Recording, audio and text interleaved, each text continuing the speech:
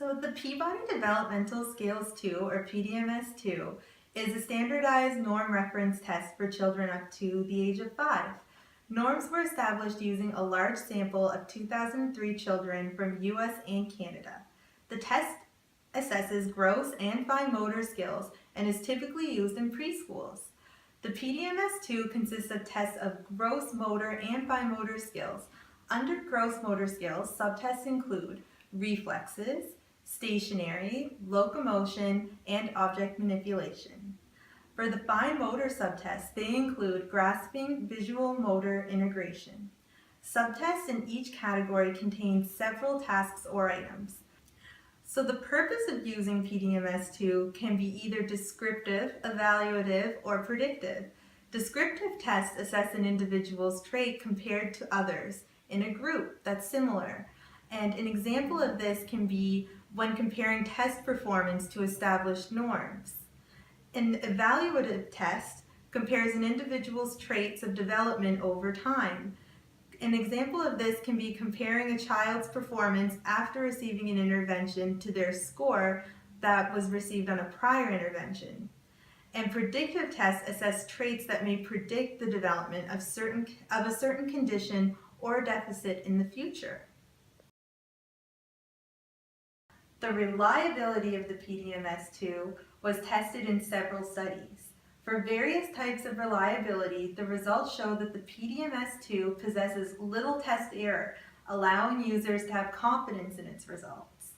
Studies examining the validity of the PDMS-2 also had favorable results. The PDMS-2 is valuable because it measures a child's motor performance, both qualitatively and quantitatively. What qualitatively means is that it measures how well the child prepares each task and their skill relevant to different motor components. Quantitatively is measured on how much of that skill the child is able to perform. The rationale for using the PDMS-2 is based on knowledge that children go through identified stages of motor development, and research shows that motor skills are improved through intervention. Children receiving targeted motor intervention programs make significant gains in motor development. So the PDMS-2 examines motor skills relevant to the child's developmental stage, and the test is appropriate to determine the extent of motor development or delay in a child. Thus, the assessment results may be a valuable guide to intervention. The time taken to administer the test is about 45 to 60 minutes, which is a bit larger than comparable tests. The cost is also a bit on the pricier side, about $530 to $945, depending on the vendor, and it can be purchased online. Though training is not required to administer the test, it is highly recommended.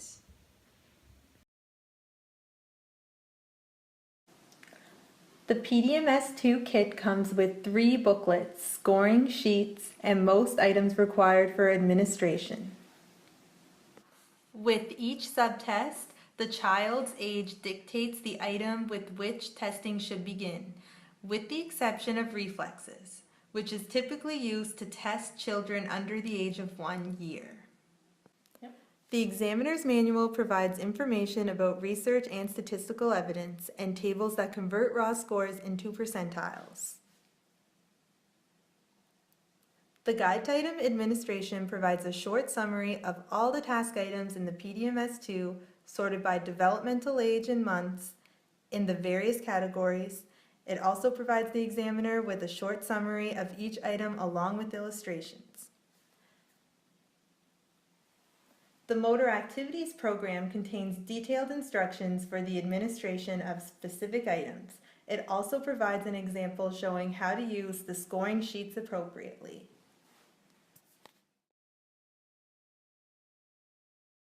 Prior to assessment, the OT would gain a thorough understanding of the client's referral and also communicate with the physician if necessary. The OT would gather collateral information from the client's family, caregivers, and supports, and also learn about the client's environments. Prior to beginning the assessment, the OT has learned that Julia is a 5-year-old girl with short leg syndrome, where her right leg is slightly shorter than her left, but it's mostly noticeable when she's doing sports or running. She does also have a slight limp and poor vision, but her referral mentions that her cognition at this point is fine. After discussion with her teacher, it was found that she is sometimes sad at recess when she isn't able to fully participate.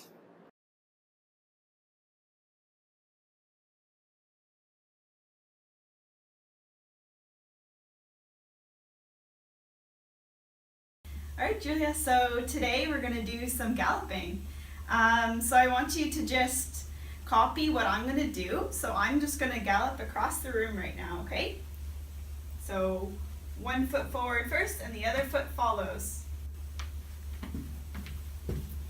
All right. Now I'd like you to do the same thing. Yay!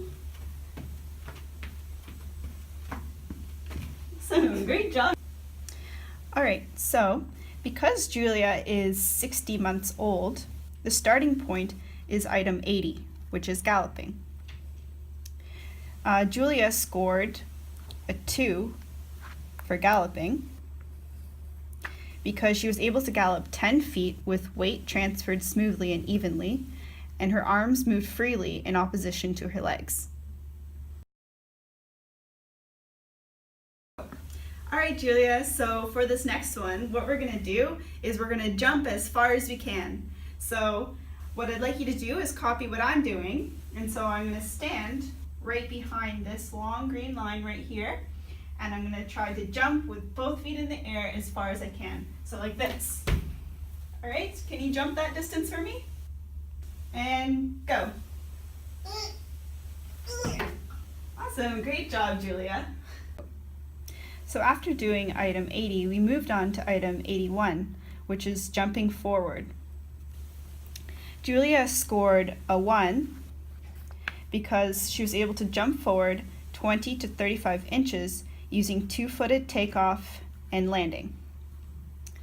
Because Julia only scored a 1 and not a 2, we repeated this test 2 times. Each time she got a 1.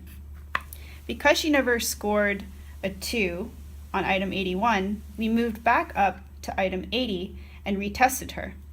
We found that for the next 2 tests, she also scored a 2. Therefore, we're able to move on from here. All right, Julia, so for this one, what we're gonna do is put your hands on your hips, face forward, and then I want you to jump and turn all the way around to face the window, like this. There you go. Can you copy that? All right.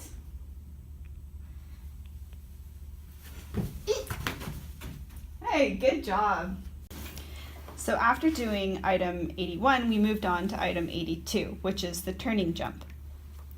So Julia scored a 0 on every attempt because she turned less than 90 degrees and stumbled as she did so.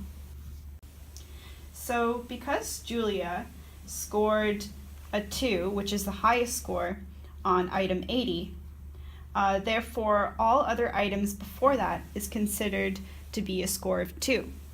So in order to calculate the raw score, what we need to do is multiply 80 by 2, which you would get 160, and then add the remaining scores for item 81 and 82, which is 1 and 0. So 160 plus 1 and 0 is 161. So therefore, the raw score for locomotion for Julia would be 161.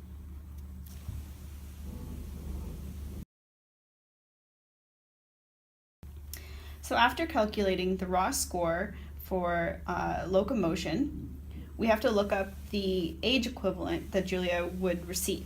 So therefore we go to Appendix C of the examiner's manual, and we go to the chart.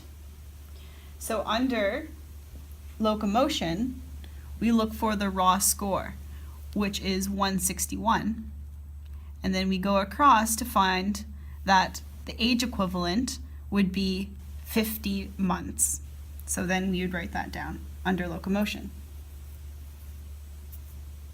So after calculating Julia's age equivalent, we go to calculating her percentile. So we go to Appendix A of the examiner's manual, and we go to the page that has her age of 60 months. We then go to the locomotion section and look for her raw score, which is 161. And then we go over to find the percentile rank, which is 16. This means that Julia is performing at a below average level. So after completing the subtests for locomotion, object manipulation, grasping, and visual motor integration with Julia, we recorded all of the scores. We then have to determine what the standard scores are. So in order to do this, for example, for locomotion, we look up the raw score in Appendix A to find the standard score. So under locomotion, we find 161, and we go over to the right to find the standard score of 7, which we'll record on the sheet. So after determining the standard scores for each test, we then find the sum of the standard scores for the gross motor and fine motor, as well as the total motor. So after calculating the sum of the standard scores, we use these scores to look up in Appendix A the gross motor quotient, the fine motor quotient, and the total motor quotient, as well as their percentiles. So as an example, we'll look up the fine motor quotient. So we'll go to the standard score of 19 under the fine motor, which is here. So the quotient is 97.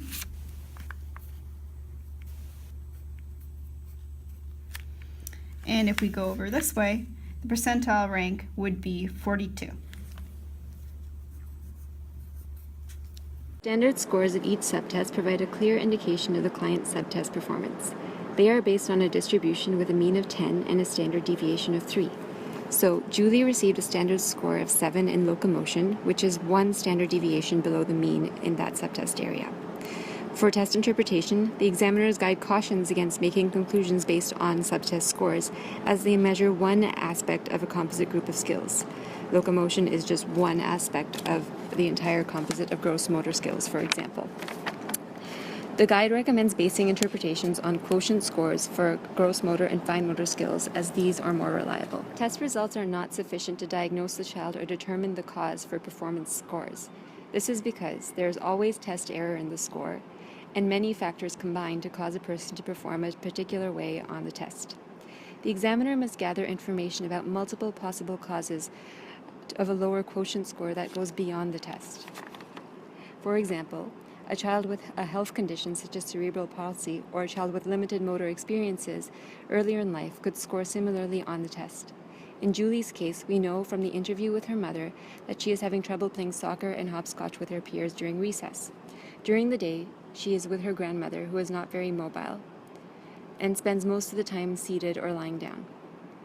Aside from the short leg syndrome for which Julie was referred from her physician, which may be causing gait and balance difficulties, Julie may not have had the opportunity to develop gross motor skills due to a lack of early motor experiences while she was living with her grandmother before she started school. Based on this information, our next steps would be recommending Julie to a physician to rule out any possible neurological disorders that could affect her motor skills. We would also like to observe Julie playing with her peers during recess to further assess her performance in the context of the playground environment. We would establish goals and priorities for intervention within the collaboration with Julie and her family, and to determine which activities she would most like to improve. Based on our observations, we might recommend practice in certain motor skills using a graded or adaptive approach, using client preference and clinical reasoning as our guide.